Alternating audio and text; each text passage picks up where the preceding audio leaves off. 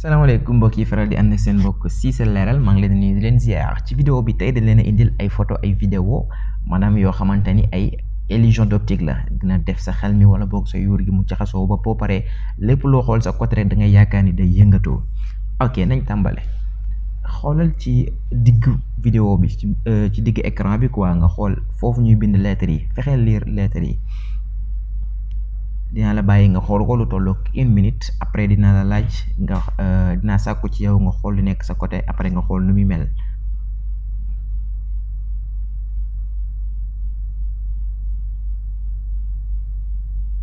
muñal tuuti rek xoolal bu baax a baax ci digg bi ci tomb bu noir boobu lettre yi di génnee.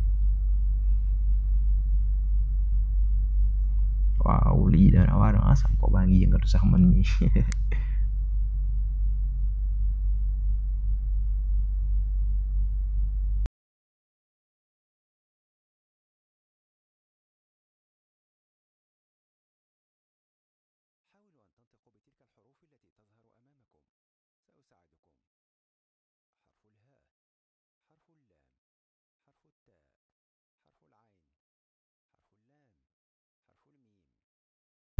ok xoolal ci côté néeg bi nga nekk wala place bi nga nekk nga xool affaire nu mel.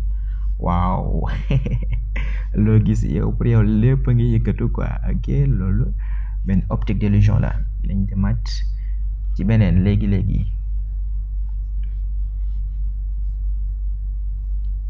ok xoolal bu baax a baax ci digg ronron boobu fu muy duggee jéemal nga xool foofu affaire da ngay gis muy gën di tuuti.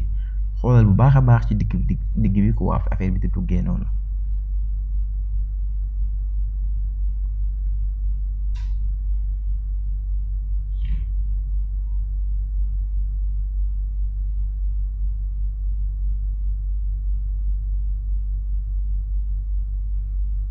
yaa ngi xool xoolal des na tuuti rek.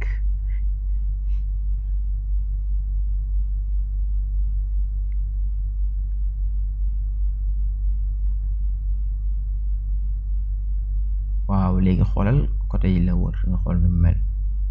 ok peut-être bii nii effet bi mu am moo gën a tuuti que effet bi nga njëkkoon gis sànq.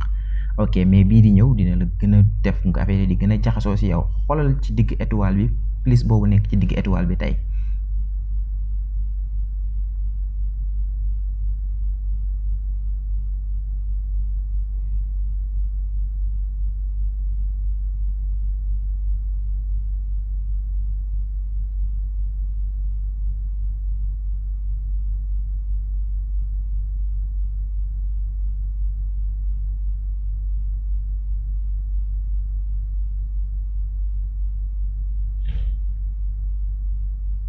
waaw léegi mën nga xool waaw lépp a ngi yëngatu lépp a ngi jaxasoo mel ni luy duggati dugg looy gën di xool lu mu gën di yàgg rek affaire bi di gën di jaxasoo di gën di duggante noonu ci biir. dem ci avant dernier bi xoolal ci tomb bu weex boobu noonu ci biir.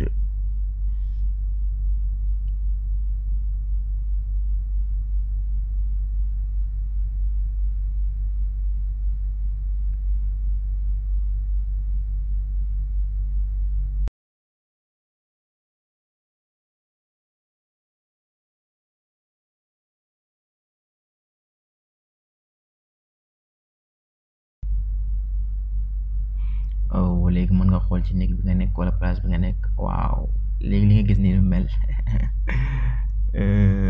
ok nañ dem ci dernier bi nga xamante ni ok bii moo ëpp effet sax ka yi nga xamante ni moo fi jaaroon su ma juumul xoolal ci tomb bu rouge boobu rek.